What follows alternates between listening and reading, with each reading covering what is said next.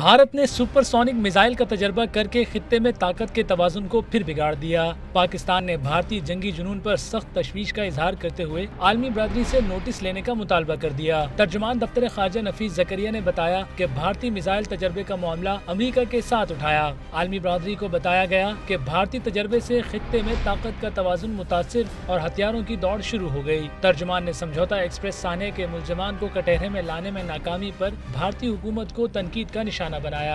नफीस जकरिया ने बताया कि भारत सानहे के जिम्मेदार कर्नल पुरोहित और उसके साथियों को बचाने की कोशिश कर रहा है। आलमी बरादरी को इसका भी नोटिस लेना चाहिए। तर्जुमान दफ्तर खारजा का कहना था कि पाकिस्तान भारत से मुज़ाकरात के लिए आमादा है, मगर भारतीय सेक्रेटरी खारजा के पाकिस्तान आने की तारीख अभी तय नहीं हुई। इक्तिसादी राहदारी पर बात करते हुए तर्जुमान ने इसकी सिक्योरिटी की यकीन दहानी कराई। उनका मजीद कहना था कि पाक अमेरिका ताल्लुकात को F-16 तैयारों के तनाजुर में नहीं देखना चाहिए। ये मामलात जल्द तय कर लिए जाएंगे।